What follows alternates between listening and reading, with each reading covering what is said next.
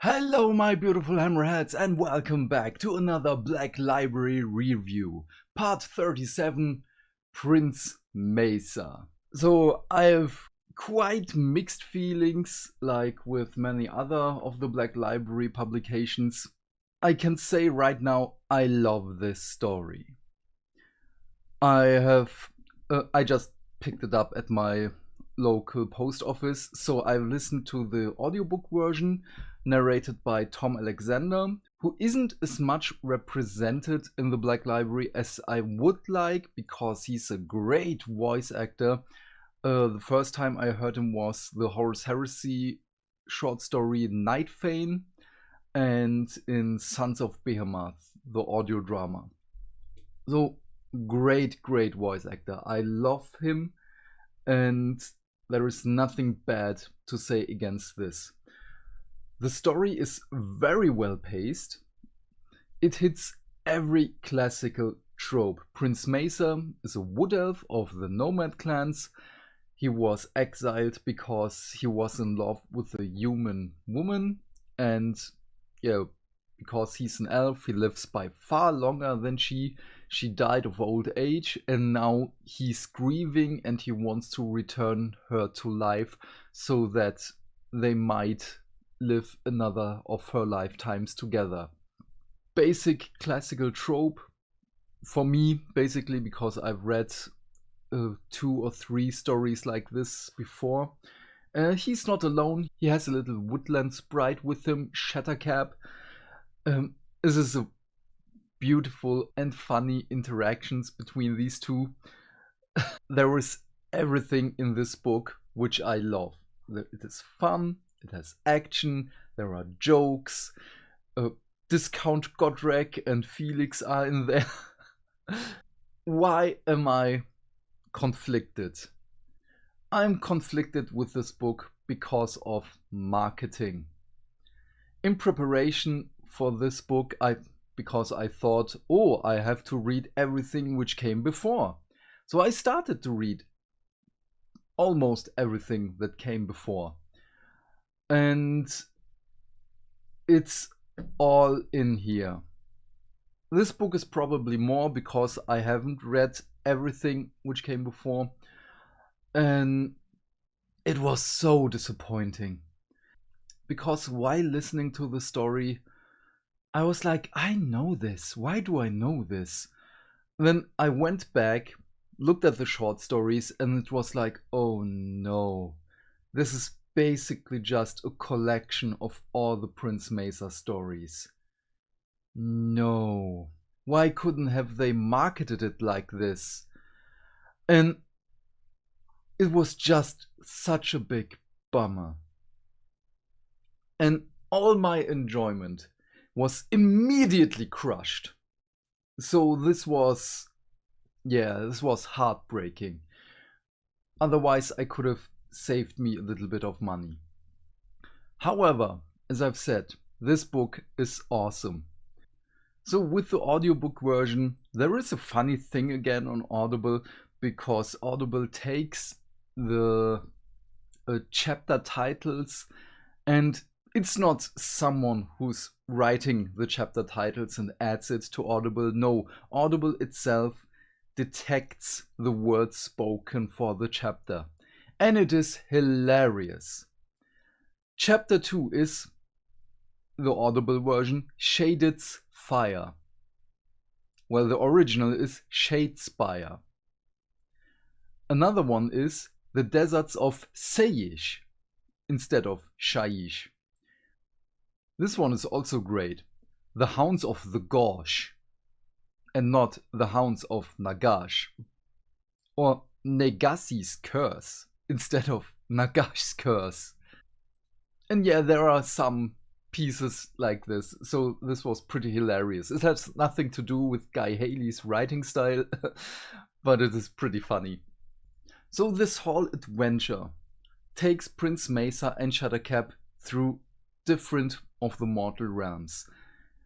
This is beautiful because we get to see the mortal realms again in another light. Not only Shaiish, Gairan, Gur, and Hish.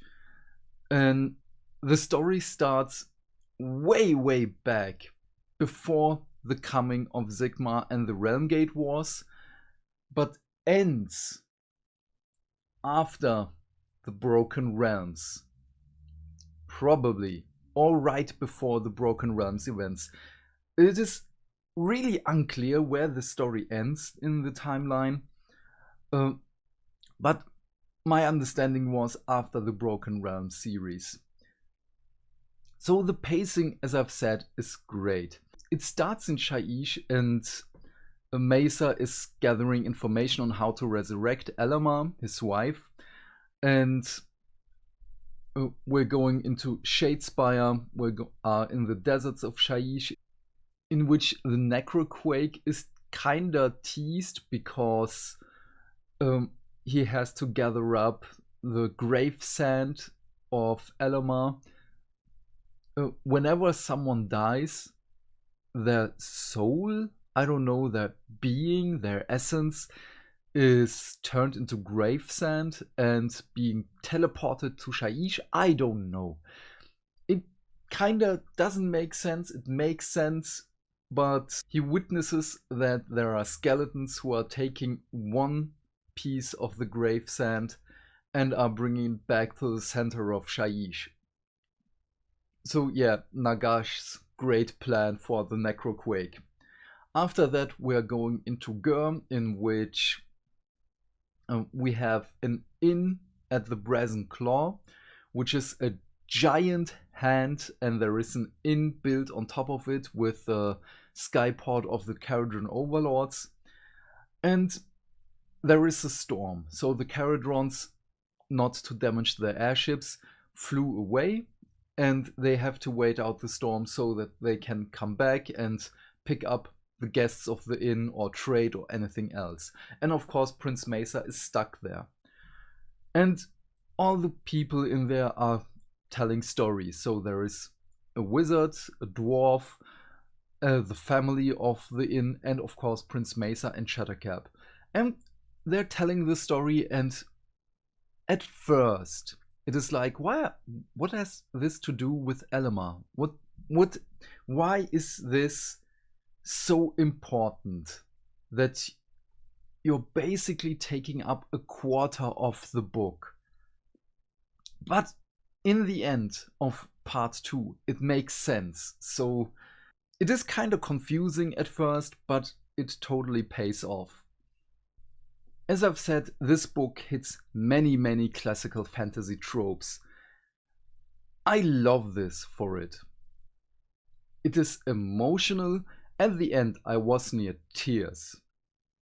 Because as this isn't an original story like many other Black Library publications, but you can say this about almost any book, because almost every book is just a rehash of something else. But Guy Haley's writing style and how he conveys the feelings to you, it is really, really great to see how his writing style has evolved over the years.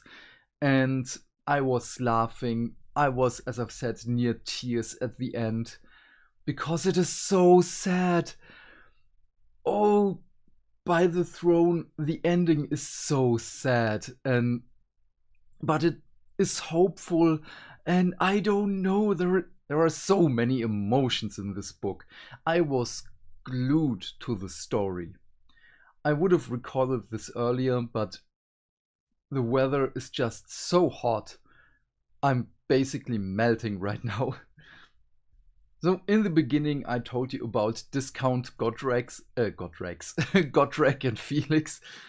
And in this story, Prince Maesa is kinda Felix, and they, for part 3 of the book, they have a Duardin companion.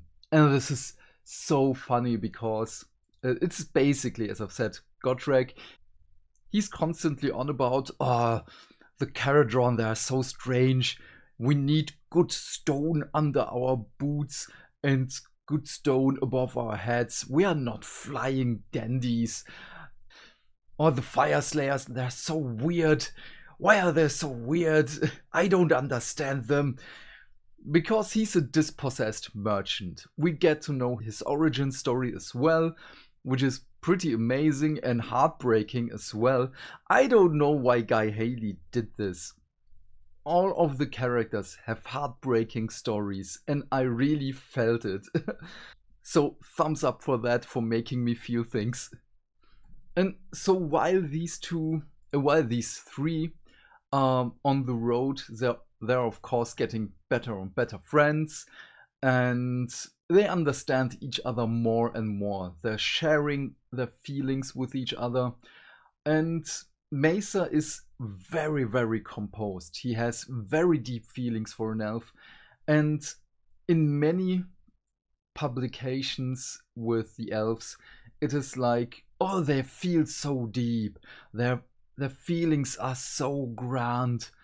The mere human cannot fathom this. And it's basically kinda this, because we can't feel more than we feel. In part 3, when they are reaching a certain point in the story, he's so happy. He's so joyful, and he really thinks, by Alariel, I'm so happy. I want to pick up my Duhaden companion and want to dance with him. I want to yell and scream out of happiness. I want to cry.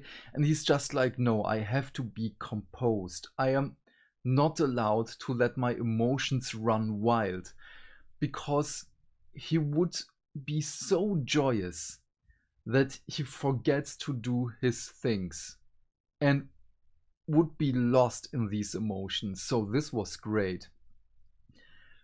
And this is a whole comparison to the Lumineth, in which they're in Hish, they're in Settler's Gain.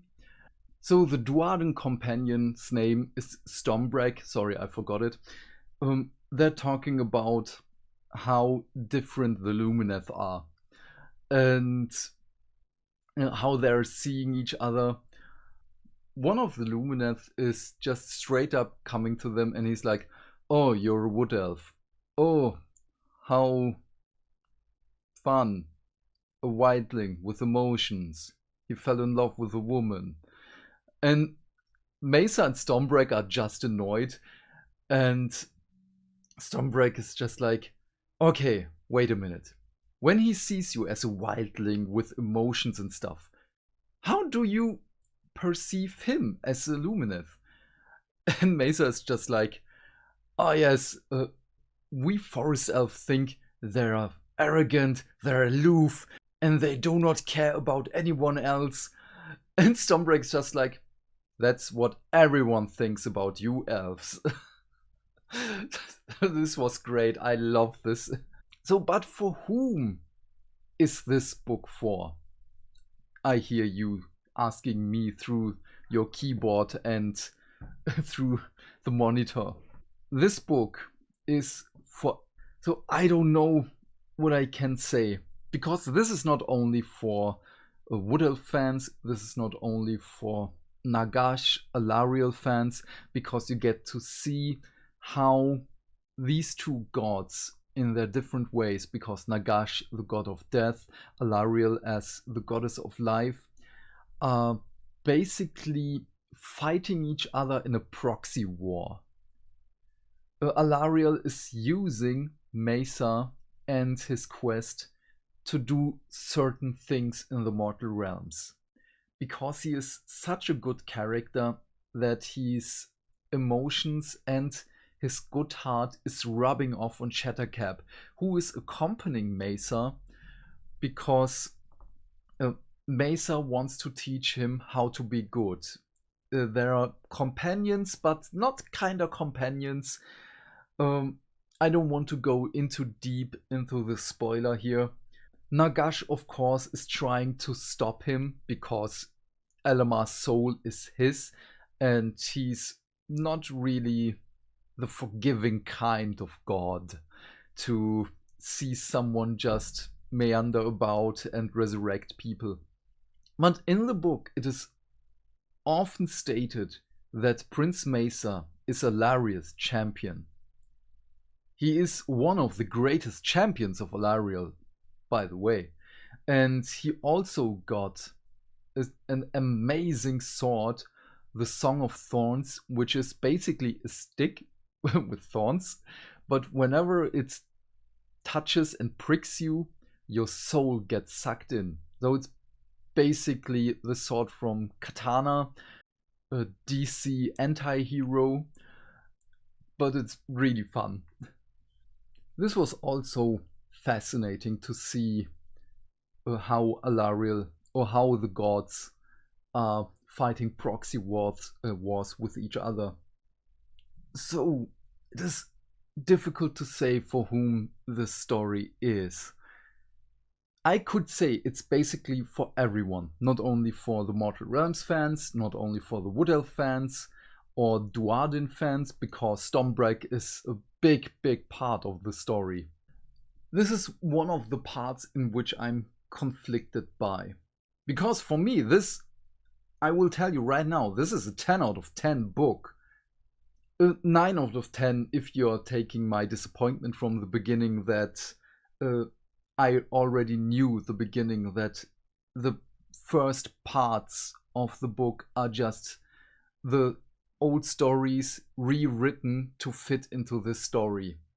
But by the end, I totally forgot this already. So from my scale, from burn it to devour it, I say devour this story.